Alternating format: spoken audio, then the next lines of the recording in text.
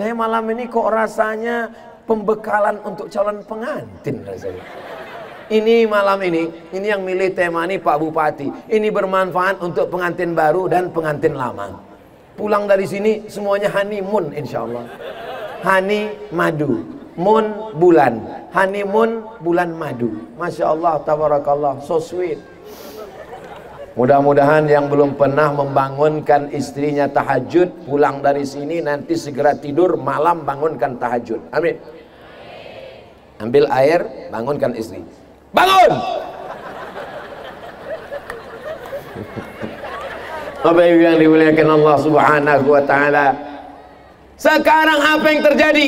Gak usahlah kita ceritakan, karena akan menghilangkan semangat saja. Akhirnya setelah menikah, Allah berikan segera keturunan yang soleh dan solihah. Sebelumnya hidungnya mencium parfum wangi. Sebelumnya hidungnya mencium aroma bunga wangi. Sebelumnya dia mencium suaminya pangeran. Tapi begitu dia sudah mulai mengandung, hormon tubuhnya berubah, mencium suaminya. Ini kok ada genderuwo di sebelah ya? Pergi sana bang, pergi sana. Begitulah. Sebelumnya putih, tiba-tiba urat badannya, lekuk-lekuk tubuhnya menjadi hitam karena dia mengandung. Sebelumnya ususnya besar, rahimnya kecil, tapi begitu anak mulai membesar, ususnya mulai mengecil, makannya tidak bisa banyak. Sebelumnya dia berjalan normal biasa, tapi begitu mengandung, tulang belakangnya membengkok. Akhirnya dia mengandung. Anak-anak muda yang tidak pernah merasakan sakit ibunya, yang merasa ibunya bukan perempuan, ngejek perempuan hamil pas lewat. Kukira kura-kura. Jangan kalian ulang lagi hai anak muda, karena ibu kalian perempuan, adik kalian perempuan, anak kalian juga akan datang lagi drone. Anak kalian juga perempuan, maka sampai akhirnya mengandung. Kalau nanti istri kalian hamil, jangan susahkan hatinya, jangan buat dia stres, jangan buat dia depresi, tenangkan hatinya. Kalau perempuan stres, depresi, nanti anaknya kurang cerdas. Saya nggak mau pakai kata bodoh.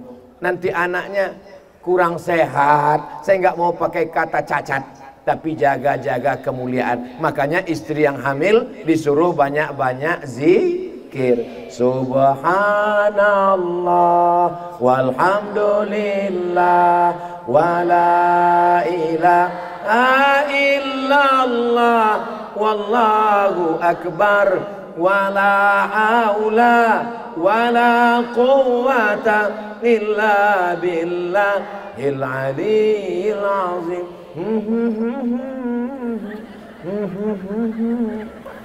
Ini suami pulang, handphonenya diperiksa, ada chat dari perempuan nakal.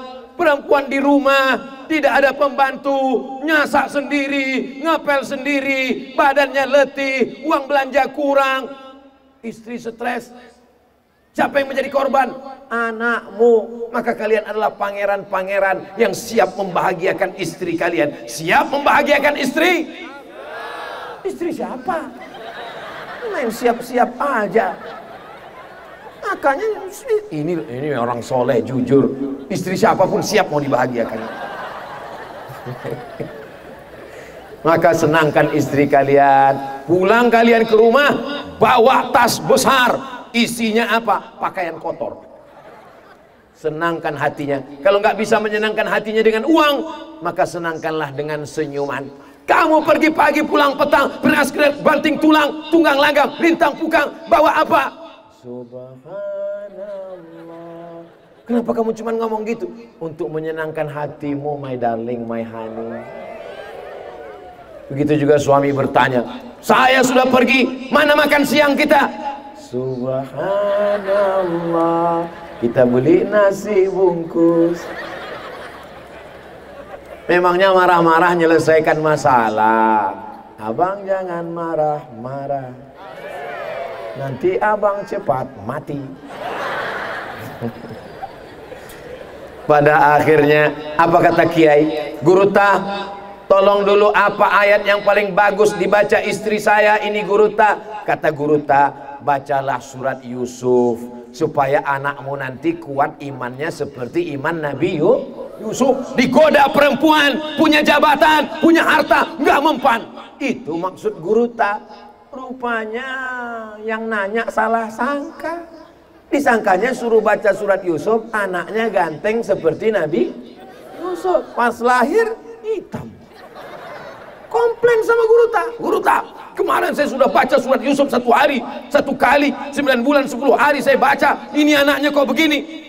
Guru Ta orangnya sabar. Dia tanya, suaminya mana? Suaminya ini. Iya sama. Masa suami hitam anaknya putih? Tolong yang hitam jangan tersinggung. Ini Ustaz Somad udah berapa kali ngomong hitam-hitam. Saya sendiri kan hitam. Hitam-hitam si tampuk manggis, walaupun hitam kupandang manis. Masya Allah. Ustaz kok muji sendiri? Siapa lagi kalau bukan kita? Orang barat, bule, pakle, dari Amerika, dari Eropa, dari Inggris, dari Paris, dari Perancis, datang ke Indonesia, berjemur di pantai. Tujuannya untuk supaya hitam. Bayar tiket pesawat, sewa hotel, berjemur, masuk bayar karcis tiket supaya hitam. Kita nggak perlu berjemur sudah. Ngapain pusing? Saya nggak pernah perawatan, saya nggak pusing tentang masalah hitam. Kenapa? Karena orang barat itu juga risau. Kenapa terlalu putih? Hidup ini nggak usah terlalu dengar komen orang. Hidup ini sebenarnya biasa aja, bro. Yang buat kita pusing itu adalah omongan orang. Apalagi sekarang memang zaman komen. Di dalam rumah, di dalam kamar, rumahnya kita kunci, kamarnya kita kunci, masuk ke toilet kita kunci, tetap di komen orang. Kenapa? Karena kita buka handphone, ada Facebook, ada Twitter, ada BBM, ada WhatsApp, Instagram, Telegram, miligram, kilogram. Habis hancur kita kalau dengar komen orang. Maka jangan pernah dengar komen orang. Betul Ustaz, betul. Ini handphone ini yang buat pusing. Ini saya masukkan ke toilet. Jangan. Saudaraku yang dimuliakan Allah, akhirnya anaknya lahir. Azankan ke telinga sebelah kanan. Allahu Akbar, Allahu Akbar. Itu azan untuk bayi. Bedakan azan bayi dengan azan masjid. Allahu Akbar, Allahu Akbar. Itu untuk masjid. Sekarang banyak terbalik.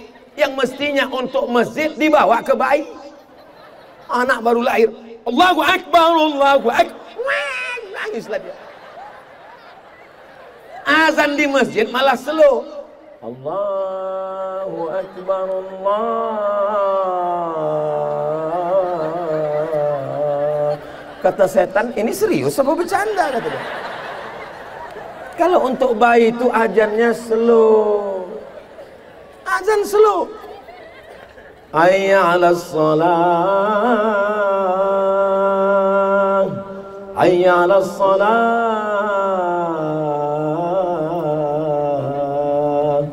As-salatu khairum minan. Mana ada azan bayi as-salatu khairum minan naum? Ustadz, anak saya lahirnya subuh. Walaupun subuh nggak pakai as-salatu khairum minan naum. Belajar di mana? Ini pasti tidak belajar di pesantren. Seandainya ini alumni pesantren Yasrib Sopeng, pasti dia tahu. Itulah pentingnya cari suami yang tahu agama. Nanti ibu kalau buat fit and proper test calon menantu, tolong sertakan nama saya sebagai penguji dari luar provinsi. Fit and proper test penerimaan menantu, ketua panitia Bupati Sopeng, sekretaris bendahara Bapak Sekda, pengamanan Bapak Kapolres, Bapak Dandim, hadirkan semua. Bapak Ketua Pengadilan Negeri, Bapak Kajari, hadirkan semua. Tim penilai dari luar pulau, Abdul Somad. Saya akan seleksi peserta pertama. Kamu mau jadi menantu orang Sopeng? Iya. Tamat dari mana? Dari pesantren Ustadz Taslim. Lulus. Enggak saya tanya lagi, langsung lulus. Kenapa? Ustaz Taslim, kami sama-sama di Azhar, lulus. Tapi kalau ada yang lain, saya tes. Siapa nama kamu? Nama saya Imran Pak. Baca surat Ali Imran. Panjang ini Pak. Sesuai nama. Tapi tadi dia kok pendek. Nama dia Kausar.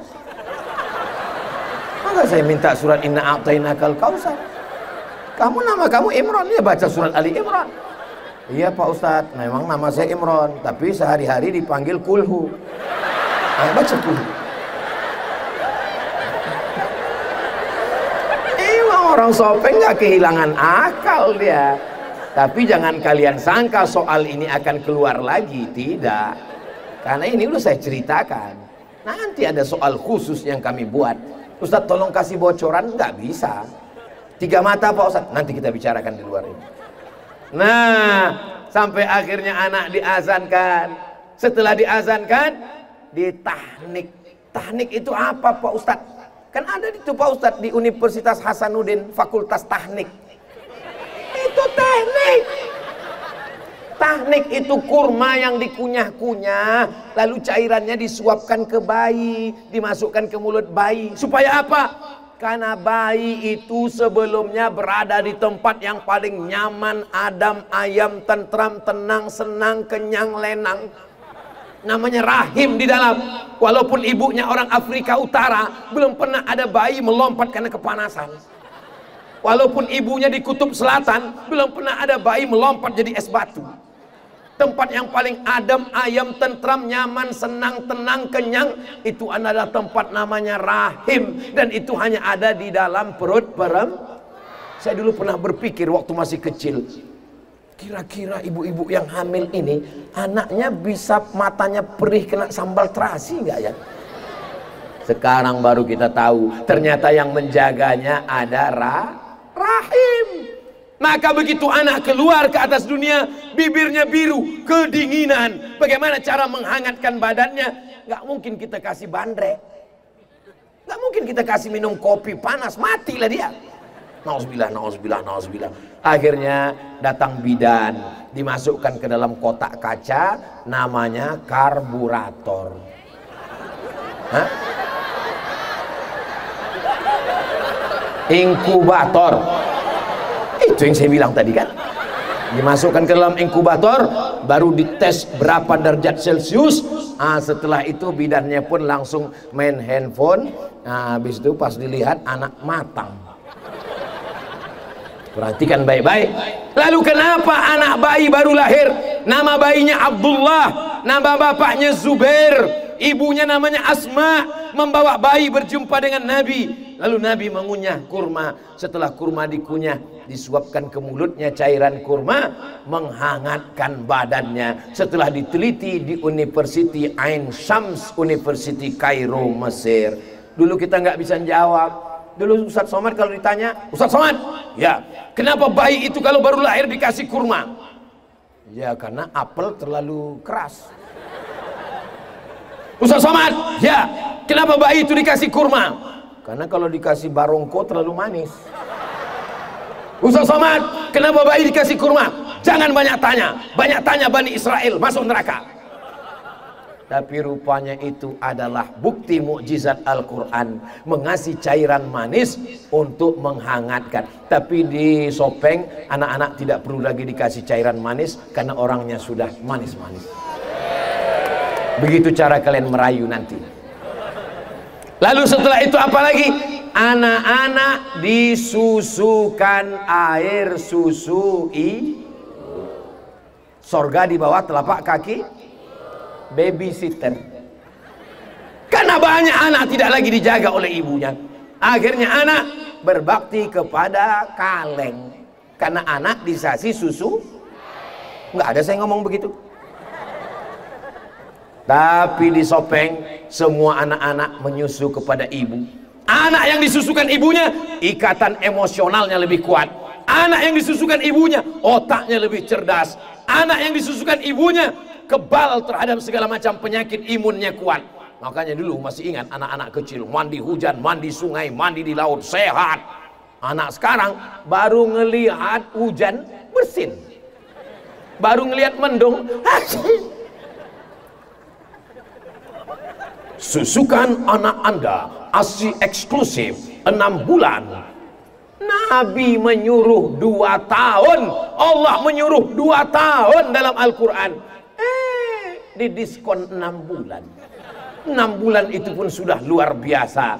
Ustadz Somad, anak saya sudah besar Pak Ustadz, apa boleh buat? Nasi sudah jadi tai ayam. Tapi anak-anak ibu akan punya cucu-cucu, insya Allah mereka akan jadi generasi yang kuat, yang sehat, insya Allah. Amin.